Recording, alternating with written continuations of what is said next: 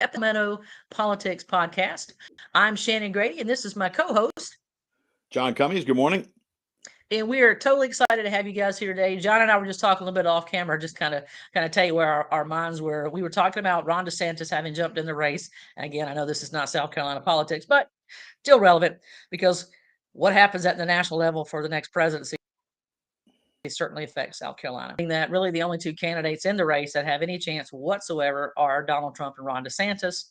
And then if Trump wins and prevails in the primary, it might make sense for him to pick a female because, on the one hand, you think, well, if he picks Ron as his VP, then he's going to pick up Florida. But to be honest with you, I'm going to win no matter what, and that's South Carolina and Florida. Now, if and I mean that in the general election. Now, in the primary, I think it stands to reason that Donald Trump will win South Carolina and Ron DeSantis win Florida.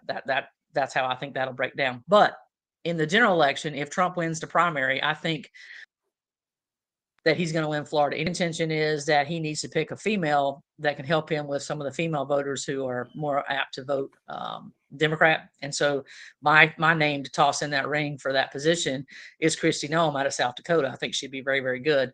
Not Nikki Haley. Sorry. No, we're not going to do Nikki Haley. But anyway, John was, what's her name?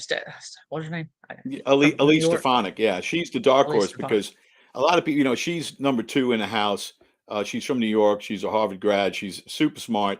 But she's really the one that put together that whole package that delivered the House to the Republicans. Because, without New York winning all of those seats, New York of all places, New York and California, actually, without New York winning all of those seats, the Republicans don't have the majority. And they ended up picking up 5 seats in New York. And she was pretty much behind all of that. I think you'll see her be a bit more visible. I mean, does it help? The vice presidency is kind of strange. And I used to talk about this in my classes all the time.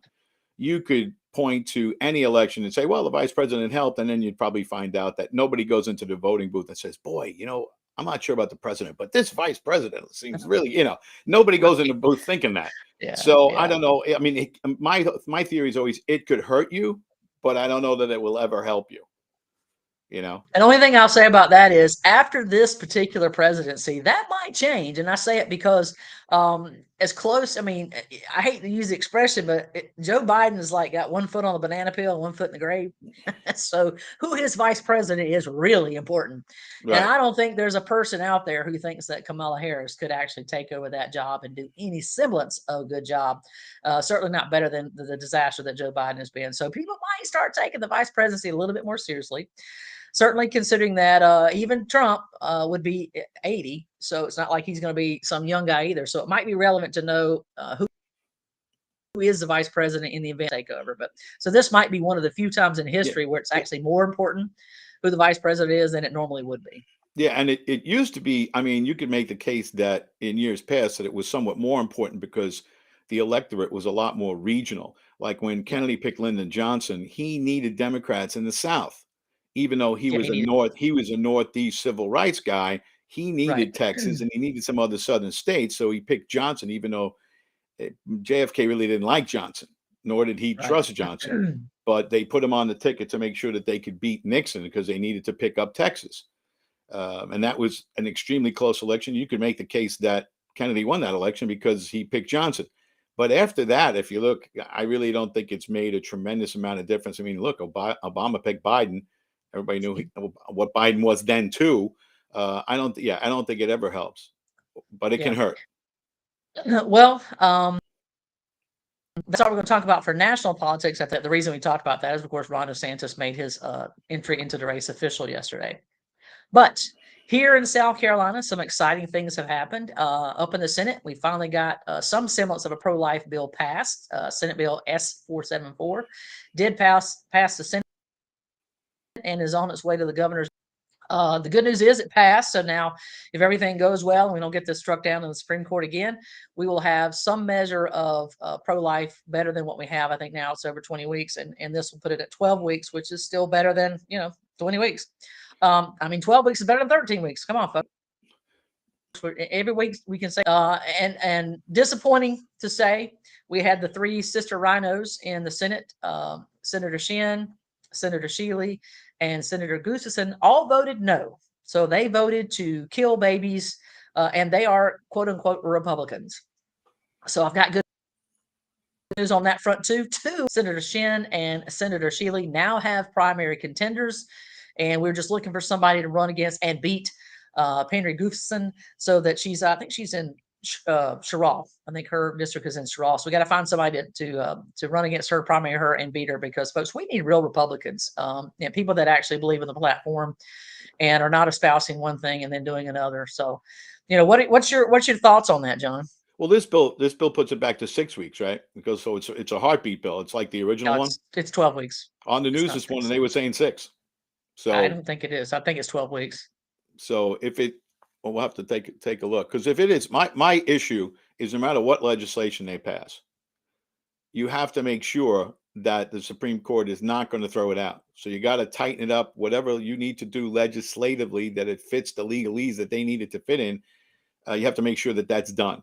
You certainly don't want to be in a position where you pass legislation and again it gets thrown out by the state Supreme Court. You don't want to be there, because when that happens, of course, it goes back to 22 weeks, and then you basically end up being the abortion capital of the Southeast. So whatever legislation they pass and the governor signs, hopefully it's tight enough that they can exploit it to get it thrown out, or at least get to the point where the court's going to hear it and they say, okay, we're going to hear it in 5 months, and then you're back to 22 weeks. You want something that's going to stand up. And like I said, hopefully you have enough lawyers up there. Hopefully they tighten that all up. I would think. Well, that's what they allege. They allege that they did tighten it up. Now, I saw the House bill that got pushed back through to the 6 weeks, but I thought, and I'm reading it now to try to make sure I'm correct here.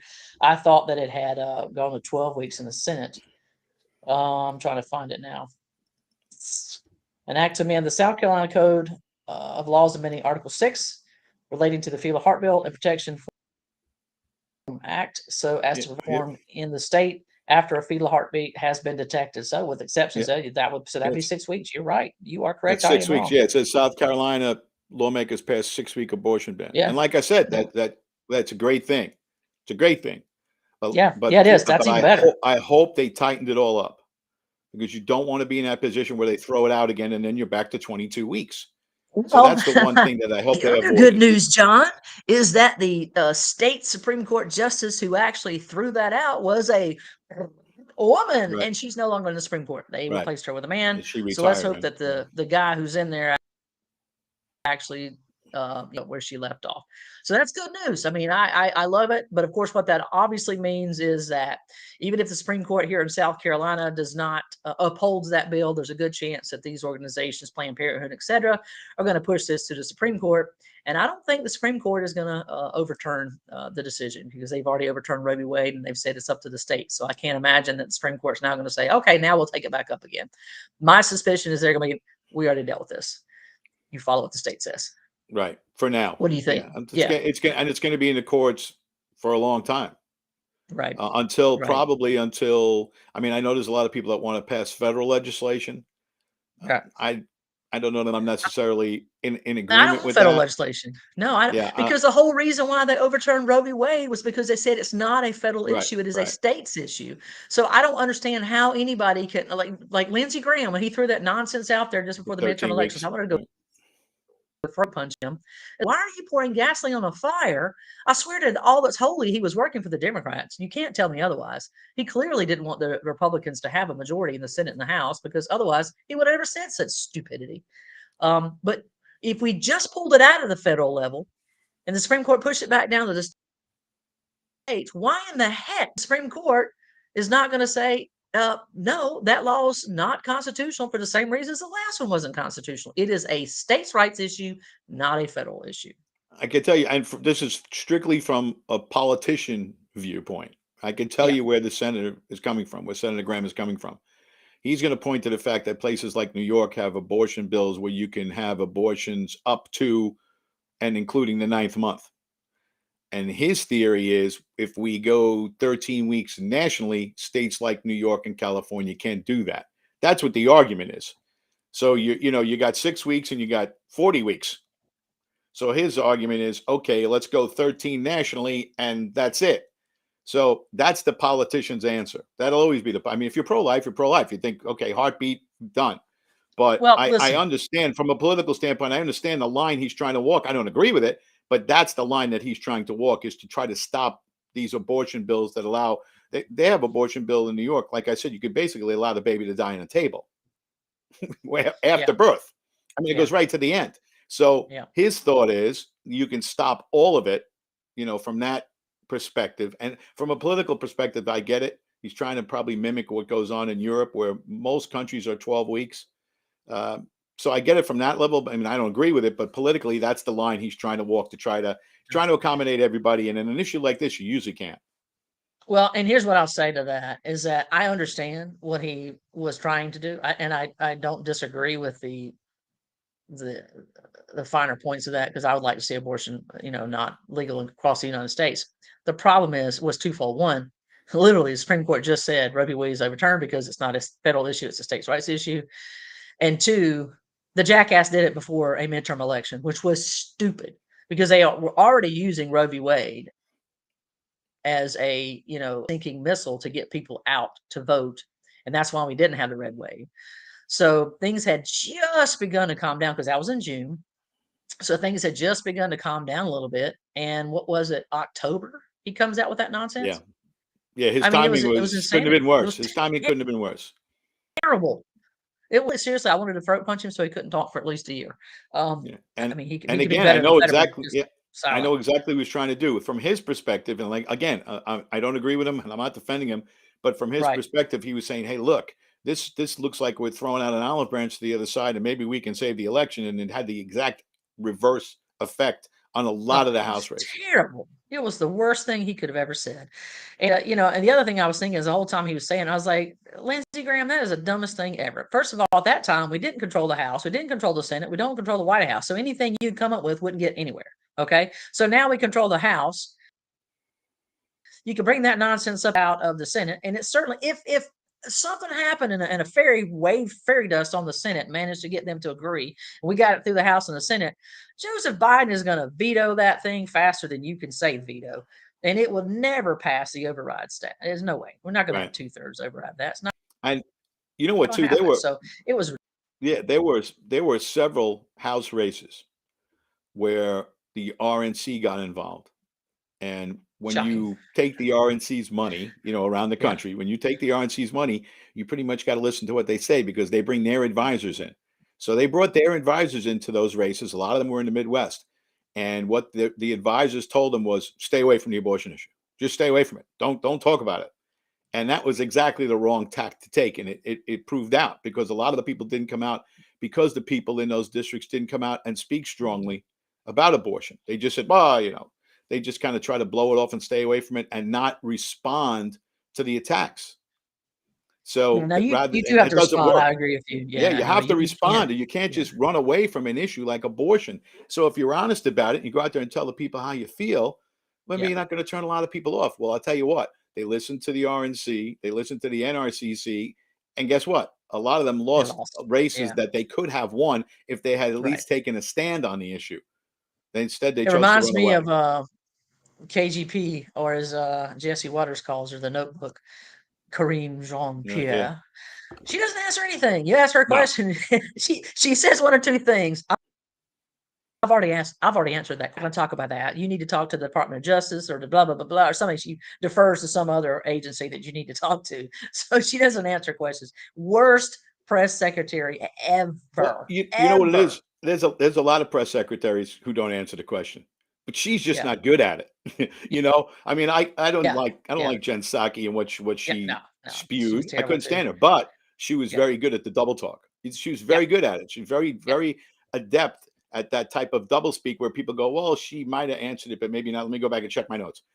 But Yeah. with Karine Jean Pierre, she's just not good at the double speak, and it shows every day. If some people Yeah. never answer a question up there, but you come away thinking, well, the person's pretty sharp, and like I said, Yeah. Psaki was like that.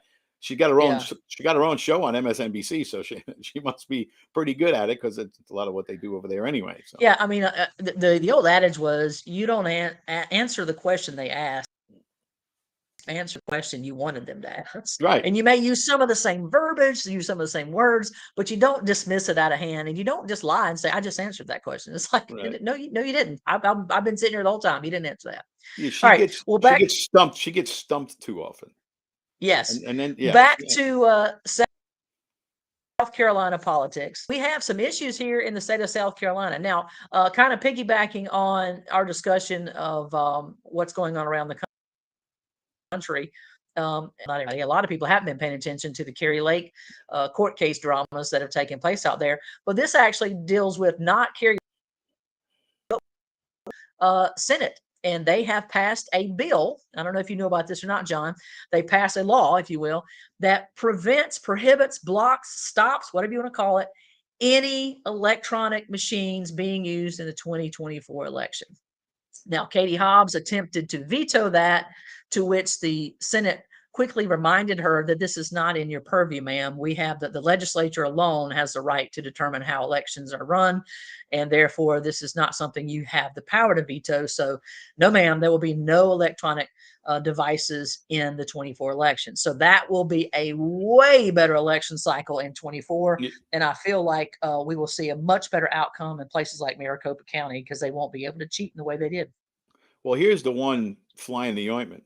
The Secretary of State out there told all the local counties that run the elections to ignore the Senate, to ignore them. Now, this guy's supposed to be, he's supposed to be the Secretary of State. He's supposed to, first part of that job is to ensure, in elections that have integrity. And he goes and tells the county executives, the county advisors, or whatever, whoever runs the elections out there at the county level, he tells them to ignore the Senate. That's the law. You're telling people to ignore the law.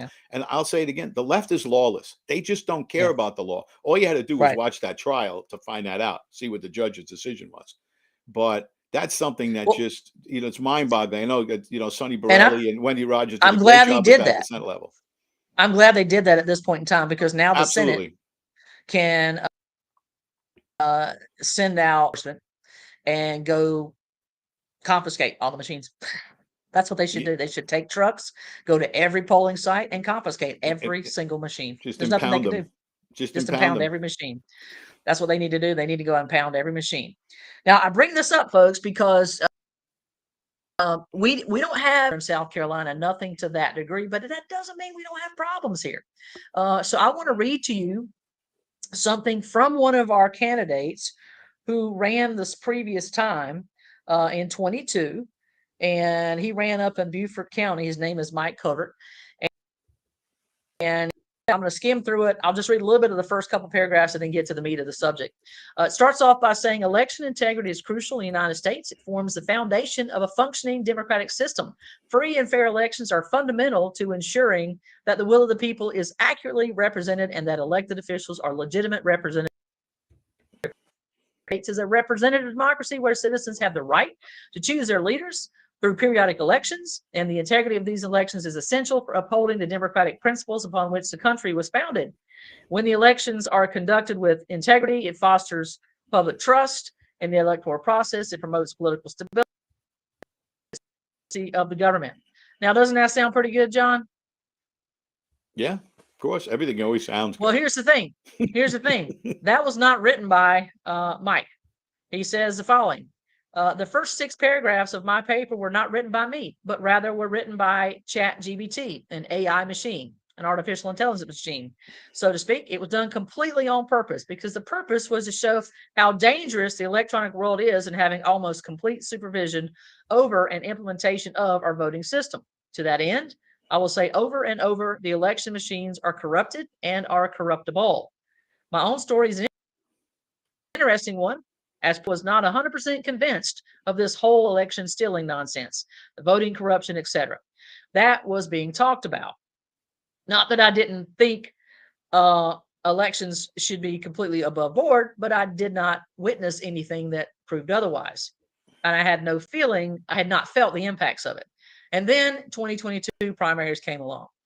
The 2022 primary season had already been a rough one, full of corruption from multiple levels here locally, from the county GOP to the several GOP groups and clubs. Imagine that, John. GOP in South Carolina, corruption. Shocking. Can't imagine. So the last day of early voting, my wife and I decided to go to vote about 5 minutes prior to the closing of the polls. As a candidate for local office and a previous elected official, I understood the demands of actual election day and that going on to vote would be problematic. So we chose to go right before closing because being a former elected official and a public figure in the area, I didn't process, etc. So we arrived. We were the only 2 voters there, aside from the poll worker and a poll watcher. We both went to our assigned electronic machines to do our voting. After stepping through the questions, I came to the end where you touch the word send or vote. I did not see my county council race, so I went all the way back to the beginning and did it all again. Still, no county council race. I looked over at my wife, who had a look of question on her face as well, and I told her, do not hit send. I called over this elderly man who was part of the poll staff and advised him that there must be something wrong because there isn't a county council race on my ballot. I did not ever say to that man candidacy at that time. He said politely, sir, the ballot is the ballot. What a great answer. The ballot is the ballot. Please hit send to vote and let's get done. I then said, sir, my choice for county council is not on my ballot and I'm not going to hit send with it not being on there. Growing a tad uneasy, the man said, the ballots are correct. Please finish voting so we can all go home. It was then that I decided to give the man a piece of my mind. Sir, my county council choice is not on my ballot and the candidate is me, and I'm not going to hit send.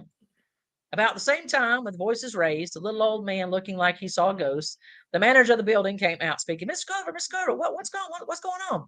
I told her that I was not on the ballot for county council district 6 seat, but even worse, neither was my opponent. Her look was as well, like she saw a ghost. She ran to her office with me in tow and proceeded to contact the voter registration office. Now I'm going to summarize that real quick. I'm not going to read the rest of it. So she's on the phone with a guy who's 40 minutes away, and they're discussing the fact that this ballot is incorrect. The guy who's 40 minutes away, not there in the building, he is in another location, and he goes and says it's fixed.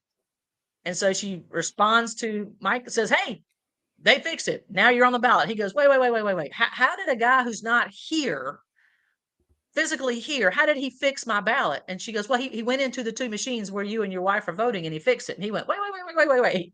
These aren't connected to the internet. How did he do that? Folks, they're connected to the internet, period. He and his wife went back out there, voted again, and his opponent on the ballot. They are connected to the internet. We have been lied to repeatedly. The ES&S machines are connected to the internet. If he's able to go in there and manipulate those machines and change the ballots, that means anybody can go in and manipulate and change the ballots, not just him. So that is and it's something that we need to deal with and address immediately. So I think we should follow suit with what Arizona has just done and say no machines will be allowed. It will be a paper ballot system. What say you, John? Yeah, I mean, and not just paper ballot. I mean, I think I told you this before. I've said this on the show before. I voted in New York for the first, I don't know how many elections I voted, from 18 to 60, right? So I voted on a machine, but it was a tabulator. It was just that big old stand-up kind of booth like a that you went in. Scantron, basically. You pulled it. Yeah, you pulled the lever, you pulled the toggles, and when you pulled the lever back, it registered your vote. I never, ever, ever left that voting booth thinking that my vote was not going to be counted. And then I was privy to the process later on when I was in law enforcement, because once the polls closed, there were law enforcement at every polling place in New York. Every polling place has law enforcement. And once it was closed, they would go on a booth by booth trip and they would get the tally. And there was a Republican there, and there was a Democrat there, and there was a police officer there. And they did it for every, and it wasn't the same people all the time. Every district had different people working at the table. So there were way too many people to pay off to come up with a crooked election at that level. Then it went from there to the police station, where the lieutenant, the duty captain, the inspector, they all had to sign off on those numbers, as did local political people, meaning Republican Party, Democrat Party. So they were there together. So I'm just against computerized voting, period. Whether you can go back to the old tabulators, which I always felt were great, and it kind of moved and moved the line. Everything was good, and it was easy to do. You just went in and went click, click, click, click. Everything was right there in a row, right in front of you. It took a lot less time than the computers, but yeah, we have to get rid of computerized voting, period. Because I don't care what you talk about. Every computer is hackable. Every one. There isn't one that isn't. You can hack anything. I mean, That's look what's correct. happened. Our defense systems have been hacked into. You don't think they can hack voting machines? And if you go to, like these reports like Seth Keshel put together about the voting in South Carolina, we're not exactly on the good list when it comes to possible fraud, excess and suspicious votes. According to Seth Keshel, Ori had 12,000 in the Biden election, 2020. 12,000 excessive or suspicious votes, as did Charleston, 12,000, as did Greenville, 12,000, as did Spartanburg, 12,000, etc. And when they got to the bottom, they figured that there was probably, he figured in everything about population growth, etc. But they said there were only 22 of 46 counties in South Carolina that trended clean, meaning that the total number of votes lined up with registration trends, and they felt that there was about 119,000 excess Biden votes in South Carolina. So they were cheating come on, 12,000 in every county. That's a little weird number that they have that exact number. So they were cheating then. We got to get rid of these machines. I don't care what Drew McKissick says. Read the bill. It's in the bill. When he was confronted by a constituent asking what's his position for the S&S machines, and he said, my position is the bill. Well, if your position says and how that aligns with your position, Drew, you don't have to attack the woman and take her phone away from her and be a jerk, which he was. And if I was her, I would actually charge him with assault because he put his hands on her. Without doubt, I would have charged him with assault. That's inappropriate. He has an anger management issue without a doubt, and he's also a coward. So he runs away whenever he's asked a tough question because he doesn't have the ability to answer it. So we have problems here in South Carolina. There's no question about it. And as I said last episode, obviously the South Carolina GOP convention did not go the way we had all hoped. And we have Drew McKissick again, but by a much narrower version than last time, where I think he won by 80%, something like that. This time was 51.8%. But a win is a win. And so he's still in charge, and that's still a problem because he's going to continue to say that it's okay to have these machines. Here in Horry County, I'm sure you remember, John, that when we had a council seat and they sent out the ballots to individuals who were voting absentee, they sent out 1,300 Democrat ballots. So, we have problems. It's not to say that South Carolina is good and we don't have anything to worry about. We're not Arizona. We can be Maricopa County next time. I mean, there's nothing, because these machines can be easily manipulated, hacked, and interfered with. In fact, I had one of the polling people here. It was really funny because they were adamant. No, they're not connected to the internet. So I said, okay, let me just get this straight. Everybody's voted. All the votes are tabulated. How does that information then get transferred? You put it on a thumb drive, get in the car, and drive it to them. How does that happen? Oh no, we send it over the internet. Right.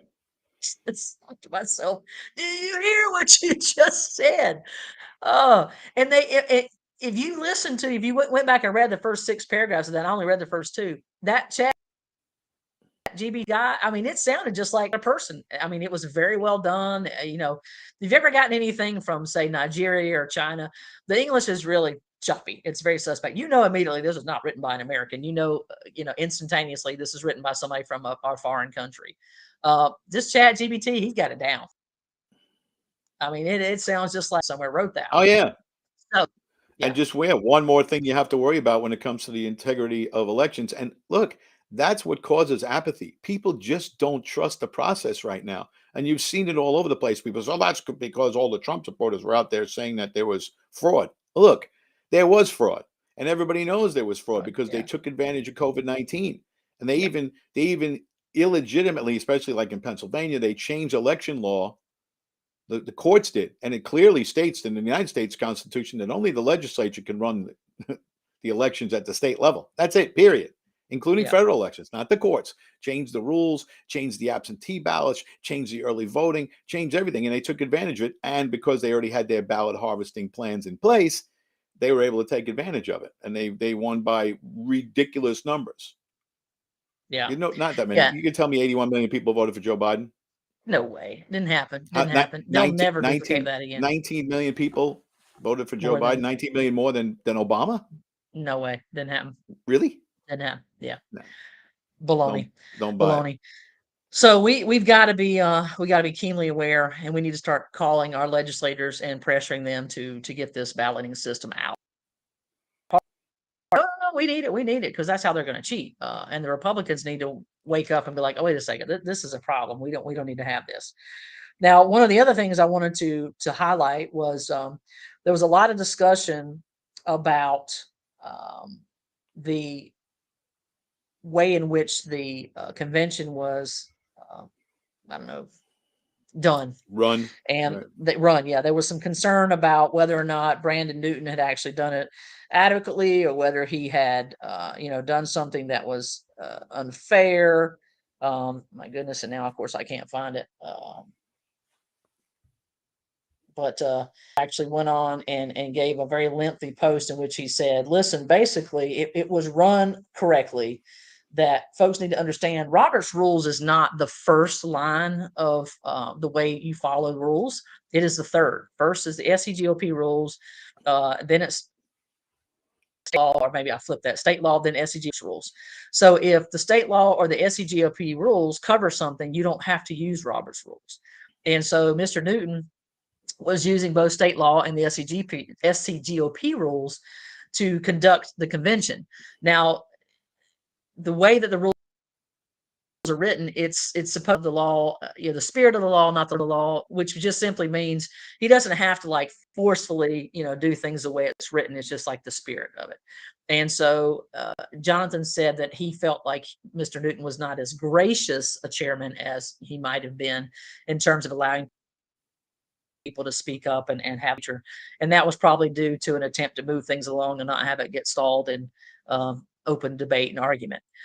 Now, like or dislike it, I think he's probably right in his assessment that it is, it was done properly, but it just may not be that somebody was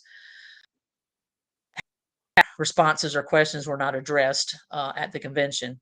So again, folks, the biggest thing I can say is if you don't like the way things are done, you have to be active. And I want to thank everybody who went out, everybody who participated, because you made your voices were heard. I think I got an email from Drew McKissick thanking everyone who came out and blah, blah, blah, blah, blah. But I hope he is actually on notice that folks aren't happy with you, Drew. And you won with some really unscrupulous means. Again, I go back to not allowing your opponents to have access to the delegate contact list if they could actually reach out and share why they were the better candidate is about as unfair a thing. I honestly think that by itself should be grounds for him to be removed as the chair. I don't think he should be allowed to be the chair. That's just my position on that. So I don't know how we fix that other than we just continue to push forward. Now, the Freedom Caucus here in South Carolina, as well as at working really hard to build up a great ground game to make sure that we get conservatives into office, both here at the state level as well as at the federal level. And there is a recognition that South Carolina is a state of extreme importance. We are the first in the South, but now we're the first primary for the Democrats, period, thanks to Joe Biden.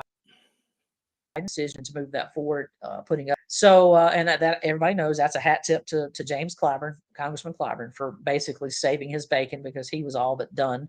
And I'm actually not sad that Clyburn saved his bacon because, folks, if Biden didn't win, guess who would have won?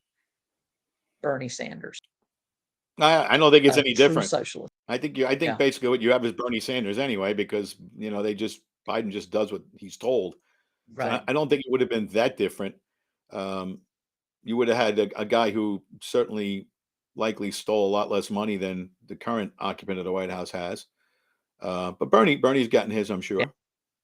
Oh yeah, yeah. Well, I always make fun of the fact that, I mean, for the longest time, you hear Bernie, we got to go after the millionaires. We got to make them pay the fish. Yeah, the millionaires. We got to get them. And then he became a millionaire. And now when you hear him speak, we got to go after the billionaires. The billionaires have got to pay the fish. Yeah. Like, hey, Bernie, what happened to the millionaires? Yeah. Are you paying your fair share? Probably not. Guy. Bernie always gets me with the, he's got the worst accent because it's a Brooklyn accent with some Vermont thrown in. And it's just, it's strange, Bernie's a Brooklyn guy and he escaped to Vermont many years ago. And he just, that accent is such a mashup. It's just It is.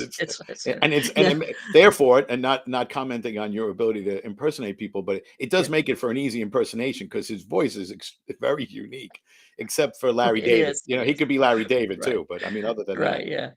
Yeah. So and I think Ben Shapiro does a pretty good Donald Trump. He actually does him pretty well too.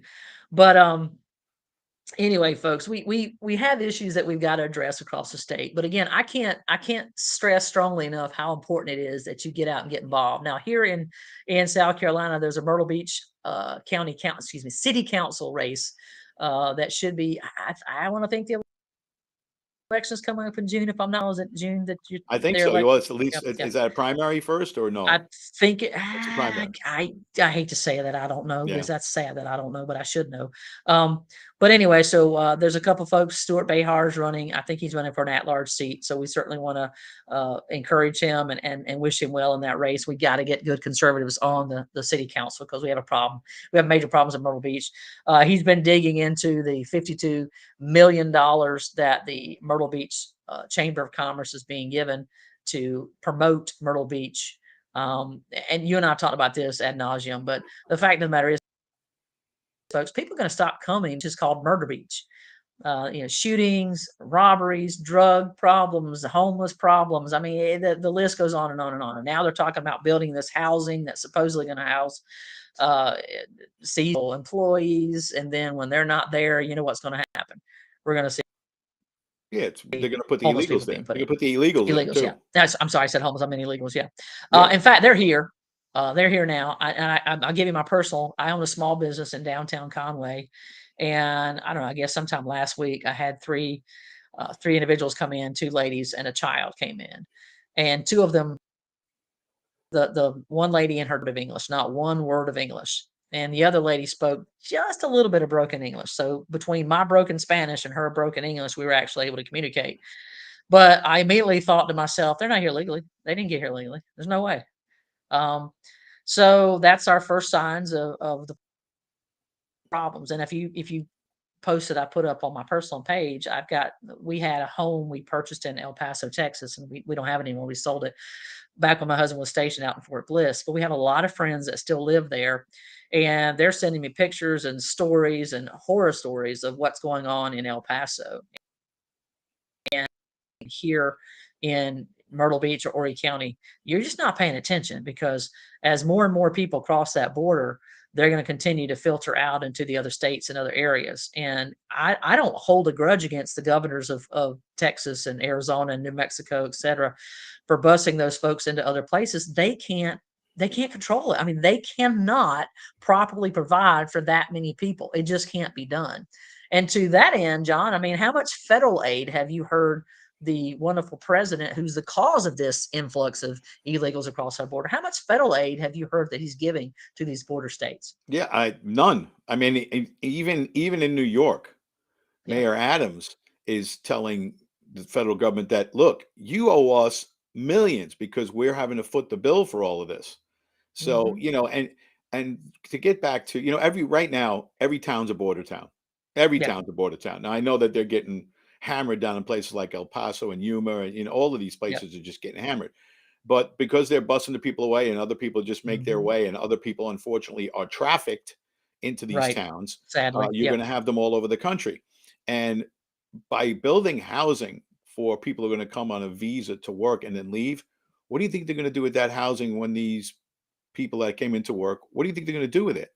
And Yep. just to tell you how bad this is, not just to keep referring back to New York, but I don't know if you saw this. In New York, the governor has decided that they're going to house illegals on the campuses of the state university system because the kids are I did out. see that. Yeah. The students are out. Oh, So they're going to put them on campuses. All right. These are people that, you're going to put them on campuses. A lot of them, you want to talk about COVID vaccines? How about no vaccines? How about no nothing? vaccines. How about you don't, No they're not TB, even, no they're not polio, no screened for nothing. anything. Right. And they're going to, and MMR. these, Yeah. these campuses, one of which is in my old area, they're in neighborhoods. So what do Yeah. you think they're going to lock these people in? No, they're asleep, and then they're going to go out and roam the neighborhood and look for whatever they can look for. And again, Yep. I don't fault the people. The people that are there, a lot of them that are coming here just so we can escape or whatever they're trying to escape. But Right. when they get here, at some level they have to realize that, oh my God, what do they do? Because a lot of them got trafficked, whether it's just for, Yeah. whether it's slavery, meaning working off your wages, or it's sex trafficking. The Yeah. fact that they can't account for 86,000 children that cross the border tells you all That you is need to know about heartbreaking. all that. It's Yeah. unbelievable. It really is. It's sickening. And I don't have the answer in terms of what to do once these people cross. All I can say is we got to stop the crossings. They have to be stopped. I mean, a wall is not the most idyllic thing, but it makes the most sense. I mean, if you go to Israel, they actually have a wall as well, and they are meticulous about it. Every night they come out and they take brooms and they sweep it smooth, so that anybody that comes in, even if they get across the border, they come out there, they see their footprints, so they know they came in. So it's not like they're getting in and they're not aware of it. Um, so it's very few that actually cross. And now I will grant you this: they have a significantly smaller border than what we have here in the United States. But I don't know how else to stem this tide other than to cut it off at the choke point where they're all coming in. And go back to saying, listen, if you have a legitimate claim of asylum, stay in Mexico, remain in Mexico. Comes to be that yes, you have a legitimate claim, then we'll bring you in and find places for you to go, etc. But this just, everybody come on across, and we'll house you, we'll give you a phone, we'll give you this, we'll give you that. It's nonsensical, and it cannot be maintained. I mean, we are breaking our country every day, which our country, until I don't think there's going to be much left of it by the time this man in office gets out. And that's something locally that we have to look at as well. And I would ask the county council to rethink their views on a lot of the overexpansion that's going on down here, particularly when it comes to these 5-story condominiums, 4 or 5-story condominiums. Because what's going to happen is we all know that the bottom is going to fall out of this economy very, very shortly. All Yeah. right. It's coming. There isn't anybody who says it's not coming. And if it Yeah. does, empty for any extended period of time, that the owners of those apartment complexes aren't going to take money from the federal government to put these illegals in those apartments. Absolutely would.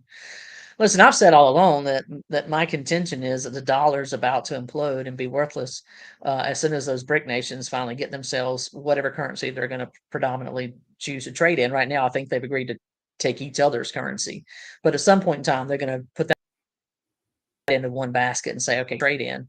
And when that happens, the US dollar becomes as worthless as the paper it's printed on. And I've said this all along. My suspicion is that that's what they want. That's what they're seeking to do. That's why the government is letting all these people come in, because they're blowing through money faster than they can print it. And that's solely for the economy collapses, and that people are willing to then accept federal dollars. Now, the dollar is not going to be the dollar anymore. They're going to shift over to this central banking digital currency. That's coming, folks. I mean, like it or not, that's coming. And I think that's going to be another metric of control, because they'll be able to implement ESG, which is economic social governance, just like China does. And people that are destitute, don't have anything, lost anything, they're going to take any help they can get. I mean, it's going to be like Hitler, coming out to the Germans and saying, okay, you don't want to take a wheelbarrow full of Deutschmarks to go buy a loaf of bread, then follow me.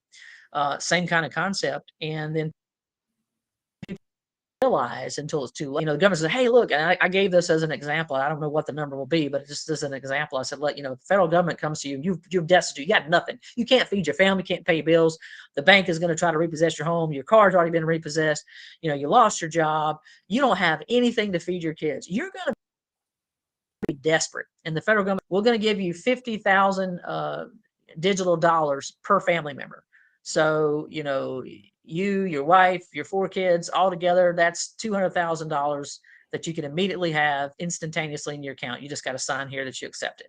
Who's not going to sign? Right. Who's not going to sign, John? You're starting.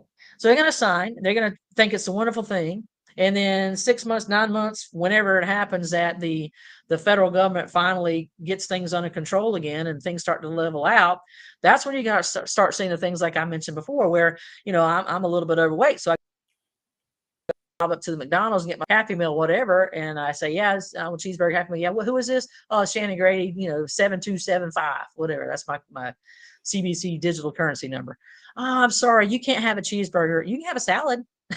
Right. So, I get ready to go to my mom who lives 3.5 hours away. So I go to the gas station. I go, oh, you've already hit your allotment for this week. You can't purchase any more gas until next week. So I can't go see my mom because I don't have enough gas. So folks, that's how these kind of things are going to happen. And people are going to be like, what, I can't have this money. That's how it's going to work. I hate to tell you, but that's exactly what it's going to be. That Yeah. And then you have China does. and you have all of these people who are part of, and I hate this phrase, but the uniparty, the establishment, whatever you want to call them, and they're Democrats and Republicans, who are very happy to bring illegals in here because they're cheap labor. And what they do is they undercut the working class and the working class poor. And that's something that the populist movement, the America First people, we have to get out into communities that don't normally vote Republican and say, listen to us about this for a minute. These people that they're bringing in here are undercutting your ability to make a living and to feed your kids. So we're not trying to create animosity. We're just trying to point this out to you that there's a plan here. And that plan is to expand the number of people who are dependent on the government. Every plan that they have wants to squash the freedom of the working class, period. And we have to stress that as much as we can. And up until this point, there are very few people who can do it, that are willing to go into these communities and try to have a conversation. So, I mean, I think that's people that we need to look at, people who are able to do that. And while you're trying to win elections, you have to grow the base, because the base isn't always going to be here. It's not always the same base.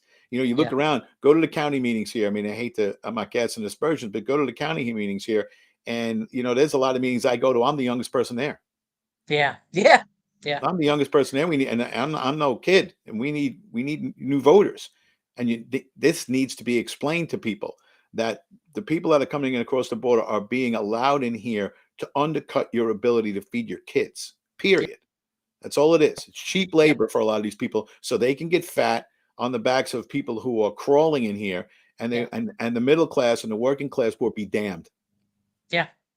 Exactly. I mean, it's purposeful. This is not accidental. This is intentional. And they have a method. There's a method to their madness why they're doing it. And I'm so afraid, John, that people are not going to, that's why you have all these, the preppers and people stocking up on food and ammunition. And I'm one of those people. I mean, I'm stocked up on food and ammunition because I see it coming to that end. And I'm sure you've heard this as well. Recently, all the members of the U.S. Senate were, you hear about that? Well, 50 were. That's Nope, what I'm all of trying to them. figure out. Which 50? Originally, All I of said them. 50. Yeah, it's now Well, all of them. what I think is interesting is for me, that's something that should have been done a very long time ago. Well, why Yeah. are you doing that now? I have no idea. I mean, look, these are Well, emergency people. I mean, they look, said it well, you go back to in preparation for something coming. So right, but EMP. I don't get it, because go back to 9/11, which I hate to go back and look at 9/11. Yeah. But one of the things that came out of 9/11 was when they knocked those towers down, nobody's phones worked in New York. Nobody, except for, you remember the Nextels? They had the point to point. They had Yeah. like the walkie-talkie option on Yeah, they're your almost like phone. walkie-talkies, right? Yeah. Yeah, they were the only company that continued to work because their transponders were on the Empire State Building and not on the Trade Center.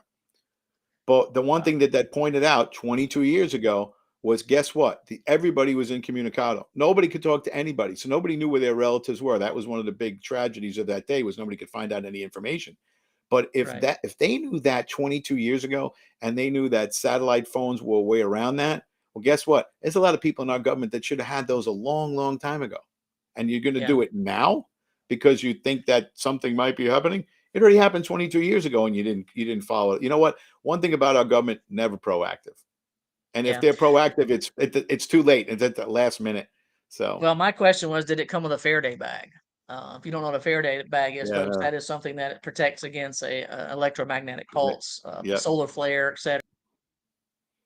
Surge in power. I thought that I thought the timing of that was pretty interesting. And the other question I had was, okay, so they gave it to the senators, and initially I heard what you did, that only part of them got them, but then it turns out they all have them. Now they all have them.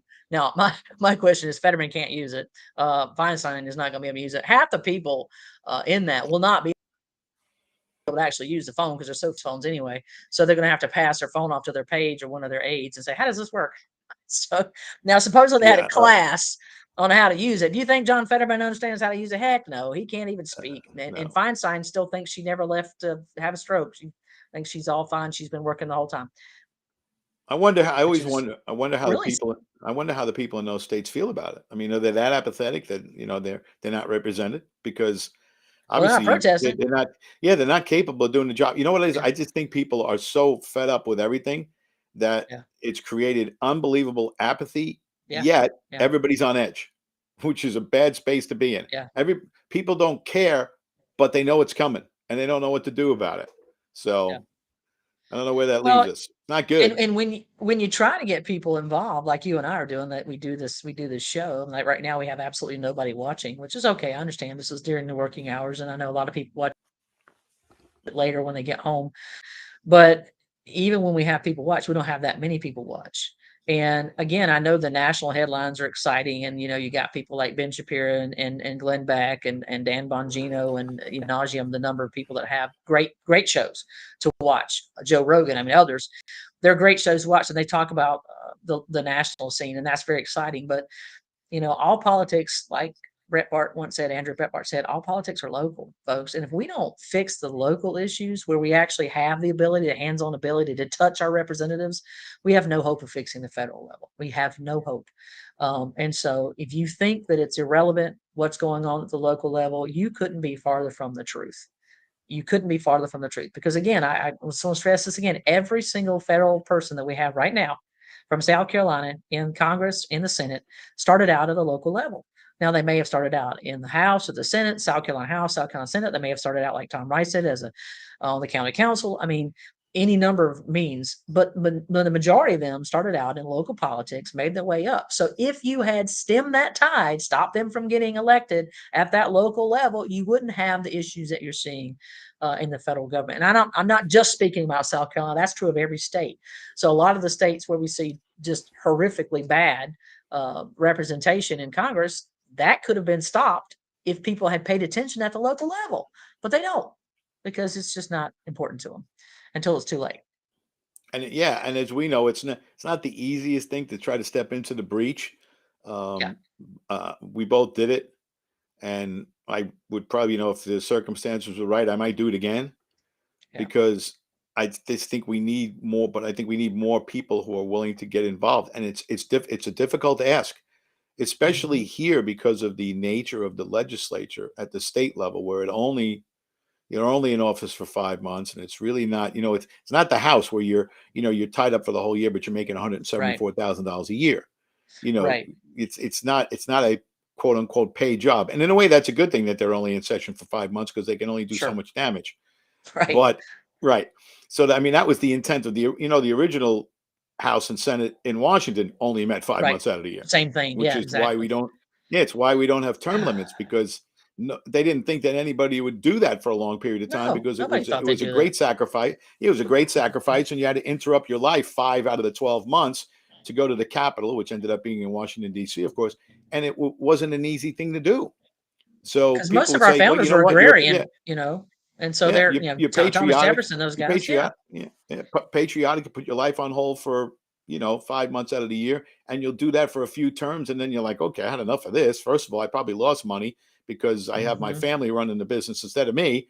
It's not like right. you could Yeah, step away. Now, yeah, let's yeah, face it, you're making $175,000 a year at the federal level, both House and Senate. And then, of hmm, course, we know about the stock tips and all of these things, and people come out of there smelling pretty good after just yeah, making $175,000 a year. yeah. So, but 5 months would be, but to get people involved in something, to try to run for office with something that's going to be so disruptive that your life, it's really, really difficult. Yeah. Yeah.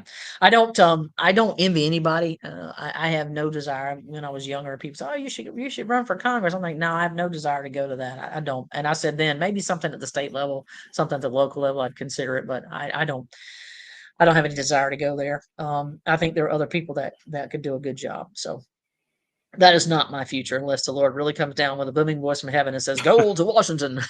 Yeah, So it was when I did it, I wasn't, thrilled with the idea of being down there a lot either. But we were in such dire straits Yeah. with Yeah. whom we had elected. On AOC. Good That Lord. I needed to, yeah, I felt I needed to do something. And as I Yeah. had said for many, many years, my students have been telling me, Mr. Cummings, you need to run. And that was my time to run. Yeah. And, did I win? No. Did we get the message out? Yeah, I think we did a pretty good job of getting the message out. But again, it takes, you have to have that push, and you have to have that drive, and you have to have that sense of patriotism that's going to say, hey, I can actually make a difference here, and this isn't going in the right direction. So if you feel that way about the state government, get involved. If you feel that way about the county government, get involved. If you live in Myrtle Beach and you feel that way about the Myrtle Beach city government, get involved. There's a lot of things you could run for that are local and extremely local. It doesn't even have to be in Columbia. It could be at the county council level of any county. It can be at any city, any town board, anything that you can do that you think can help get us, get this country going in the right direction, or the state going in the right direction, or your county or your city or your town. Get involved and do it. Yeah. Yeah. I think it's very important that folks get involved. And as we start looking towards a heated contested primary season that's coming up for the 24 election, it is going to be interesting to see how things pan out. But again, I don't think anybody disagree. The only candidates, I don't care if 50 people get in this race, the only two people that have a prayer is Donald Trump and Ron DeSantis. All the others are also Rans. And, they may find their way into some cabinet positions, but thus far, nobody that's on the ballot at this point in time is president. So we'll see how it all goes. Yeah, But that's really all not on I've that got. list. So, Yeah. And well, yeah, one other thing, you mentioned before about the Democrats having their primary first here in South yeah, Carolina. Of course, it was always the Iowa caucuses and then New Hampshire, right. but they've moved it to South Carolina. I have to say one thing about the Democrat primary. First of all, they have said exclusively that there will be no debates, period. Joe Biden's not doing a debate with anybody in the Yeah. primary. Okay, we get that. I mean, he hid the last time, so, as much as he could. So you figured he's probably going to hide again. Hmm. But when you see a poll where Biden and Bobby Kennedy are within the margin of error and the guy hasn't gotten any publicity, they're going to look somewhere else. I truly don't think it's going to be Joe Biden on that ticket. I really don't. Because if you can't even show an advantage over someone who has been completely blacked out by the local media, by the complicit media. I mean, I know he's a Kennedy. I get it. I get it. It's not your typical Yeah. Kennedy, but he's still a Right. Kennedy. And he's got more skeletons than anybody who will ever run for office. And he's very upfront Right. about that. And you're even with the guy who's sitting at 1600 Pennsylvania Avenue, and you had one fundraiser in Yeah. Massachusetts. You announced your, Right. and I'll tell you what, let me say something about Bobby Kennedy. He got up at his intro, when his campaign introduced his campaign, when he threw his hat in the ring. He spoke for 90 minutes with no notes. 90 minutes, Yeah. no notes. Yeah. Joe Biden can't speak for 9 minutes with no notes. Right. Yeah. 90 seconds So, without notes is impossible yeah, for he Joe. really can't. So, I mean, the fact that they're even in some polls tells me that the Democrats know this and that they're going to have to come up with somebody else. And it's not going to be Kamala Harris, and it's not going to be Mayor Pete. Yeah. Gavin Newsom is a tough sell. I know they'd like to Yeah. throw Michelle Obama in there. I know they'd like to do that. I don't think But she wants to do it. the fact that all of what's coming out regarding the Russian collusion and all of that stuff, and all of the possible improprieties with the Bidens, that all happened on President Obama's watch. It's not That's going to true. reflect very well on them either. So I think they're going to try to stay as far away from that as they can. But Maybe they they drag can. up Amy Klobuchar again and talk to her. Yeah, any of those people are just going to be, Or they don't Elizabeth have Warren. let's be honest, they don't have a bench. They I have mean, no Hillary bench. still Yeah. thinks she could run, and I know. worst candidate in the history of politics. Really, Man. I Yeah. mean that. Yeah. I mean, Yeah. the way Absolutely. I look at it is one, she ran against Donald Trump. Two, they cheated and she lost. She still lost. They Yeah. cheated and she still lost. Well, I mean, it's because that a lot whole of Rush. Democrats Yeah, didn't like her. yeah, I So, know. I know. It's exactly the point. She was not a popular person, and yeah. understandable. I always tell people that Hillary's biggest problem is she's not Bill. Yeah. Yeah. She's not Bill, and she's not well liked. From what I understand, even the Secret Service couldn't stand her. They said she was one of the bitchiest people they Nasty. ever worked with. And Yeah. I heard Michelle Obama was not much better. I heard she was pretty awful to the security Yeah, services as well. I So didn't work with the Obamas. I worked with the Clintons when I did private security yeah. up in New York. She was not a positive person. I'll be nice. She was not a Yeah. positive person. Bill was. even worked with Al Gore. Al Gore was, you know, he was, hey, how you doing? Nice to see you. You know, one of those guys. Just, you know, I didn't could stand him, but he was still out there. How's it going? So She's nice. just not exactly warm and fuzzy. Right. Well, folks, that's all we got for this episode of the Palman of Politics. We hope that you'll tune in with us next week. I'm hoping to get some folks running for one of those seats of the RINO Sisters that I mentioned from the South Carolina Senate. And he has announced that he's planning to run against, I believe it is Senator Shealy, but I could be wrong. It might be Senator Shin. But anyway, so we're going to try to get him on here to talk. And I'd also like to get Michael Covert on to talk about his experience running a ballot debacle that took place and his wife attempted to vote. So until then, we will see you next time. As always, God bless, Godspeed, and we'll see you next time.